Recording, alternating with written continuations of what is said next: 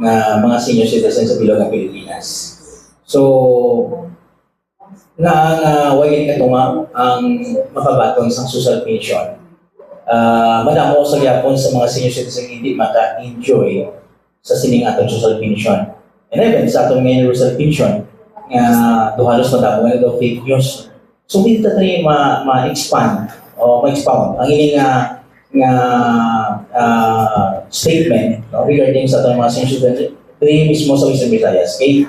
Halos mga senior citizens natin sa mga barangay kareklamo kay tungod wala sila nagabaton kay kuno wala to nanay nga magliguhan ang mga nauna nga senior nga naara sa lista sa barangay before sila magsulod. Hindi na ma-enjoy. So, sa datos na nakuha ko, more than 11 million sa bilog ng Pilipinas ang senior citizen na lista. Pero, why na katungan ang nakabaton sa social pension?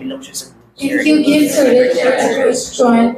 Again, I'd like to reiterate, sir, na ang ating social pension still remains with the Department of Social Welfare Development Office.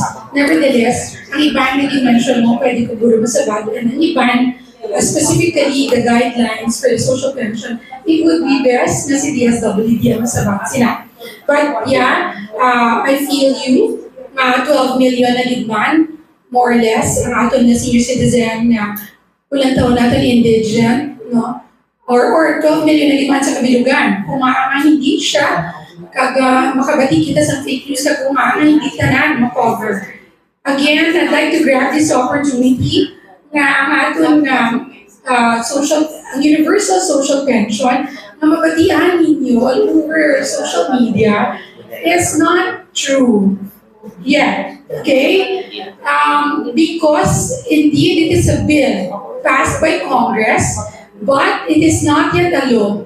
Kaya hindi pa siya law na napasara sa Senado. It has not even gone the first hearing, no, to pagkabalo ko, they were about to start it, but it was put on hold. So sadly, hindi matuod na may universal social pension na.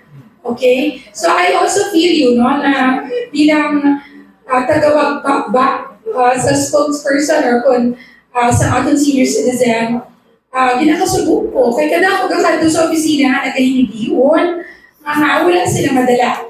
So ang ako ginubra on the lighter side, kay isa man kita ka social worker, gina-refer ko sila sa ibang mga services. O kung referral sa ilang banwa, sa ilang syudad, sa ilang probinsya, o kung sa DSWD man. Kaya most of them, they really clamor for bulig sa maintenance or sa ilang bulong. So, doon ko sila gina-divert ka gina-shift. No? Uyon natin sa NCSC 6, kung mga kliyente, may sabat din kita na hindi lang enough, na ginagpapatiyan na nag-i-interview sila. So, but I think, in fairness with DSWD, kaya may bago sila mga guidelines pag sa social pension, it is best that we address the question to them. Yes. Nabatsagan ko na kay social worker mo ko. Kabuli ko sa mga senior citizen. Nagahatag ko sa ilang mga kulong. Kagilapag ako sila kay mostly, ang mga kabataan na itaga na sa attention. So, matigulang nga na ito na attention because kung hinunod sila. So, in my part, is may milolo ko, may lula ko, mga senior, mga senior. So, nga po nga, tagikuso na sa mga tigula. That's why nga, naghimo ako sa katikang na para nga maghimo sa programa para sa mga senior. So, napisahan ko na isang akong kadawan sa birthday ko sa February 6. So, gina-continue ko yung monthly na ginahatag ko sa mga senior kay nagtapos sa apartment para makayos ang bulong para ihatag sa mga senior. At the same time, napakaawang mo sila. Wow! Sir Richard, yay! Fellow social worker, thank you very much and belated happy birthday. Mabuhay ka, Sir Richard. Wow, mabuhay ka! Sa silang sitwasyon. So, kinangan natin na tapon natin mga katigulangan. So, ako na, ang akon nga tagipuso na sa mga tigulang. Ma'am Rara, ara na napasara sa Congress, no? Ang House Bill 183, in-Geriatric Health Act. So, paano ito nila expound? Sa ito ng mga senior citizen, edi niya, para hindi sa yung lawas nila, So, isa sa akong mga program, in-interview ko si Congressman Mila Magsaysay, ang Senior Citizen Party sa party list. No? So, ginipayan ko na siya. So, dahil sa ato sa Western Visayas, sa imo, ano ang imo din support no, sa ining House Bill 183, no? Ang ipasa na sa Congress, kag ini para ini sa mga senior citizen, geriatric health. Yes, geriatric medicine, no, para sa mga katigulangan natin. Wow! In connection to that, just last week we were able to meet and sit down and discuss things with the regional director of DOH, si Dr. Pulmones, and we hit that topic. So soon we will be partnering. May mga talks na inughatag, no, kag mga trainings for that. Siyempre, hindi kami doktor, but we will be observing and we will be having symposiums on that, sir. Guro, isahan gidanay sa mga hinunanon, kag topiko nga padulong sila, or really specifically touching geriatric med, kag ang umay ng dementia, kag ang Alzheimer's. So, it's just a matter of really scheduling it, but we are there, and thank you for asking that question. I'd like to partner with sir. We would like to partner with him as a social worker. Tingala ko man I feel you. Halika ganyan. Kaya social worker gid, ha? Community outreach. Community outreach na mo, no? So we've been doing that. Community outreach nga kami lang man nga nag-initiate sa... Yes, ma'am. May schedule ko. Our last question from Sir Mon. Good morning. Gusto na ko dito, nalibatan. Pero may concern na kami vlog in regards sa complaint, no? Sa hindi ko kaya ni Sir Manny man sa problema para sa mga senior citizens hindi LGU kaya kung isa kinasundan sa politics spektato maning mga program sa ila. Sa side ni ma'am sa SCSC, ano nung intervention yung inobra na ito, magpupatch up sining problema sa naging isa sa LGU.